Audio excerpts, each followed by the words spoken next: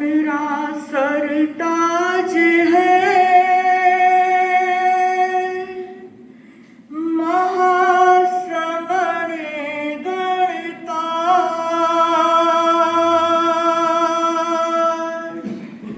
झेलो मारी वंदना, गणधारो खुशहाल गुरुजी, गणधारो खुशहाल।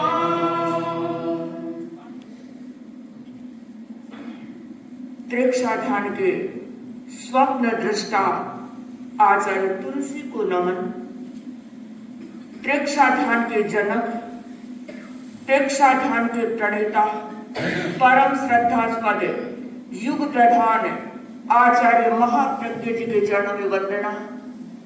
त्रिकशाध्यान कल्याण वर्ष के उद्गाता, परम श्रद्धास्पद युग प्रधान आचार्य प्रवर के चरणों में वंदना। त्रिकशाध्यान की चर्चा चल रही थी। आचार्य महाप्रज्ञ जी ध्यान के बारे में बता रहे थे। एक युवक खड़ा हुआ और उसने कहा कि गुरुदेव, हम तो संसारी व्यक्ति हैं, काम धंधे वाले हैं, ध्यान हमें क्यों करना चाहिए? ध्यान तो सिर्फ योगियों की चीज है, ध्यान तो योगी लोग करते हैं, हमारे लिए ध्यान की क्या उपयोगिता है? बंधु, आचार्य महाप्रज्ञ जी ने उस वक्त कहा था, केवल योगियों के लिए नहीं है ध्यान, केवल योगियों के लिए नहीं है ध्यान, उन सब के लिए जरूरी है स्वसंधान। जो चाहते हैं सुख, शांति और आनंदमय जीवन का वरदान, जो चाहते हैं तनाव मुक्त जीवन का वरदान। बंधु, मुझे लगता है वो सारे युवक समाहित हो गए होंगे कि हमें ध्यान क्यों करना चाहिए, और मुझे लगता है आप लोगों को भी शायद दिशा मिली होगी कि ध्यान सिर्फ योगियों के लिए नहीं, ध्यान हर व्यक्ति के लिए जरूरी है। त्रिकशाध्यान एक ऐसी संजीवनी बूटी है जिसको लेकर के हर व्यक्ति स्वस्थ बन सकता है। त्रिकशाध्यान एक ऐसा राजमार्ग है जिस पर चलकर व्यक्ति आनंद का जीवन जी सकता है। त्रिकशाध्यान एक ऐसी प्रक्रिया है जिसके आधार पर व्यक्ति अपने मस्तिष्क को इच्छा पूर्ति वृक्ष बना सकता है। आप सोच रहे होंगे ये इच्छा पूर्ति वृक्ष कौन सा हो गया? बंधु, चर्चा करूं। कहते हैं प्राचीन समय की बात, एक गहरा जंगल था, घना जंगल, इतना घना जंगल कि उस जंगल में सूर्य की किरणें भी बड़ी मुश्किल से पहुंचती थी। समझ गए होंगे, वृक्ष बहुत ज्यादा थे। और बंधु कहते हैं उस जंगल में एक इच्छा पूर्ति वृक्ष भी था, लेकिन लोगों को इसकी जानकारी बहुत कम थी, क्योंकि उस जंगल में बहुत कम लोगों का आना जाना रहता था। कहते हैं एक बार एक कलाकार उस जंगल में गया और उस कलाकार ने सोचा, बहुत समय हो गया, खाने का टाइम हो गया है, मेरे पास भोजन है और अब मुझे भोजन कर लेना चाहिए। बंधु, संयोग से वो व्यक्ति उस वृक्ष के नीचे बैठा। उसको पता नहीं था ये वृक्ष इच्छा पूर्ति वृक्ष है। उस वृक्ष के नीचे बैठा, खाना खाया, सोचा खाना खा लिया है, अब थोड़ा सा रेस्ट कर लेता हूँ, क्योंकि सुबह से चल रहा हूँ, थोड़ी देर रेस्ट कर लूंगा और उसके बाद फिर आगे की मंजिल पर जाऊंगा। और बंधु, खाना खाया हुआ था, वृक्ष के नीचे सोया, ठंडी ठंडी हवा आ रही थी, सोया ही रह गया। और जब उठा तो शाम हो चुकी थी, अंधेरा हो गया। और उस कलाकार ने सोचा, अब तो मैं गंतव्य तक पहुंच नहीं पाऊंगा, आज की तरह मोबाइल नहीं रहा होगा, लाइट नहीं रही होगी। सोचा अंधेरे में कैसे जाऊंगा, और उसने सोचा यही रात बिता देता हूँ और सुबह जब होगी तब जाऊंगा। और बंधु कहते हैं वो व्यक्ति उस वृक्ष के नीचे ही बैठा रहा। शाम हुई, खाने का समय हुआ, भूख लग गई। बंधु कैसी भी स्थिति आ जाए, कितने भी टेंशन में हो, घर में कैसी भी स्थिति है, लेकिन भूख तो लग ही जाएगी। और उस व्यक्ति को भी भूख लग गई। खाना पास में था नहीं, क्योंकि एक टाइम का लेकर आया था। अब सोचा रे पेट में भूख लगी है, पकवान मिल जाए तो कितना अच्छा हो। किसके नीचे बैठा था? इच्छा पूर्ति। और वृक्ष क्या करता है? इच्छा पूरी करता है। और उसने कहा कि अगर पकवान मिल जाए तो कितना अच्छा है। बंधु, थाली भर करके पकवान अगर आपके पास आ जाए तो, थाली भर करके पकवान आए। शिक्षा प्रशिक्षक, योग प्रशिक्षक कहूँ भाई राम सभी शिवरात्रि। आज का यह मंगल प्रभात आत्मावलोकन का, स्वयं को देखने का, स्वयं को समझने का उत्तम अवसर लेकर आया है। माना हर व्यक्ति व्यस्त है, माना काम अधिक है, जिम्मेदारी बहुल जीवन बन गया है। मगर गुरुदेव आचार्य महाप्रज्ञ जी कई बार फरमाया करते थे कि जो व्यक्ति कहता है मेरे पास टाइम नहीं है, काम बहुत है, मैं व्यस्त हूं, श्रद्धेय पूज्यवर फरमाते थे वो व्यस्त नहीं, अस्त व्यस्त है। अगर व्यवस्थित रूप से समय का नियोजन किया जाए तो गुरुदेव फरमाते थे काम कम है और समय अधिक है।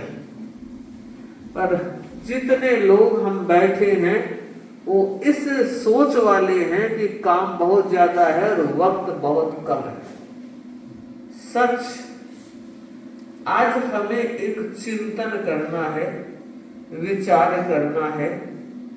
सन 2024 का ये अंतिम रविवार है और अंतिम रविवार यादगार बन जाए, इसके लिए अपने जीवन को अपने समय के साथ जोड़कर चलने का प्रयास करना है। जीवन और समय दोनों एक दूसरे के पूरक हैं, दोनों एक दूसरे से जुड़े हुए हैं।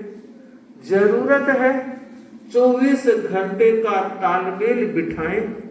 24 घंटे की दिनचर्या में कुछ वक्त ध्यान के लिए भी निकलना चाहिए। क्यों? इसलिए अगर हमें अपने संयम को ऊर्ध्वगामी बनाना है, अगर हमें अपनी सोच को पॉजिटिव बनाना है, अगर हमें अपने निर्णयों का सार्थक परिणाम देखना है, अगर हमें सोची हुई मंजिल तक पहुंचना है, अगर हमें शिखर का स्पर्श करना है और यूं कहूं शिखर पर परचम लहराना है, तो उसका माध्यम एकमात्र ध्यान ही होगा। भैया क्या कर रहे हैं? कोई भी व्यक्ति अगर काम करता है तो वह सफल तब होता है जब उसमें एक निष्ठ होता है, जब उसमें एकाग्र होता है। अगर एकाग्रता नहीं है तो आप खाना भी ठीक से नहीं बना पाएंगे। पति या ससुर भोजन करने बैठे हैं और देखा आज नमक गायब है, आज चीनी गायब है। उन्हें पता लग जाता है मोबाइल देख रही होगी बहू रानी, या ध्यान इधर उधर बट गया होगा, तभी तो याद नहीं रहता चीनी या नमक डाला या नहीं डाला। तो छोटी सी प्रक्रिया, रोज भोजन की प्रक्रिया में भी एकाग्रता की जरूरत है। तो भला जिंदगी के हर काम में एकाग्र होना अपने आप में सफलता का सोपान बन सकता है। और एकाग्रता के लिए अभ्यास की जरूरत है, और अभ्यास में ध्यान को सर्वतोमुखी कहा जा सकता है। हर क्षेत्र में वो सफलता दे सकता है। कैसे करें ध्यान, कैसे करें मन को एकाग्र। कहते हैं एक सेठ यात्रा पर निकला, मार्ग में कुछ संतों से मुलाकात हुई। उसने देखा एक संत ध्यान कर रहे हैं, दूसरे संत जप कर रहे हैं, कोई स्वाध्याय कर रहा है। उसे लगा धन्य है ये लोग जो अपना जीवन आत्म कल्याण के लिए, पर कल्याण के लिए समर्पित कर दिया। मुझे तो वक्त ही नहीं मिलता, न जप है, न ध्यान है, न मंत्र है, न स्वाध्याय है, और मुश्किल से आप लोग एक सामायिक में मालाएं पूरी कर लेते होंगे और कहते हो गया, आज का काम तो हमने कर लिया। बंधु,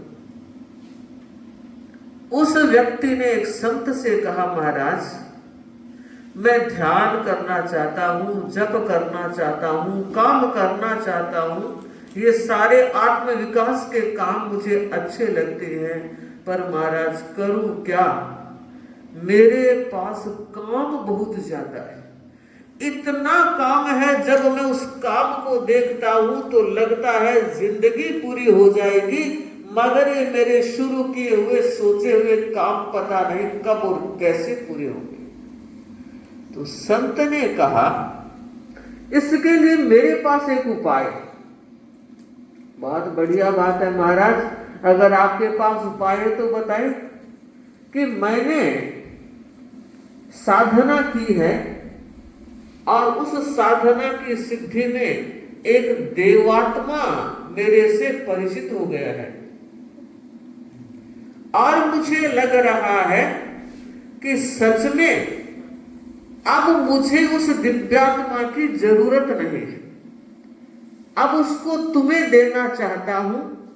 साधना मैंने की है, पर वो मेरे अनुशासन में है। अगर मैंने कह दिया भाई अब इनके पास चले जाओ तो वो चले जाएगा, तो मैं तुम्हें दे देता हूं। वो इतने फास्ट तरीके से काम करता है, तेरे सारे काम पूरे हो जाएंगे, और तब तू थोड़ा टाइम निकाल के आत्म साधना करना, ध्यान स्वाध्याय करना। कि गुरुजी बहुत बड़ी कृपा होगी, आप कृपा कीजिए।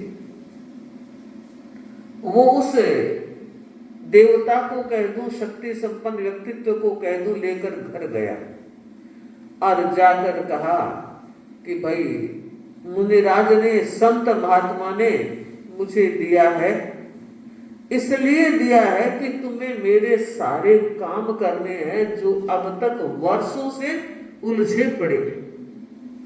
उसने कहा ठीक है, जो जो काम आप दोगे मैं सारे कर लूंगा, पर आप देखिए मेरी एक कठिनाई है, और कठिनाई यह है कि मैं खाली नहीं बैठ सकता।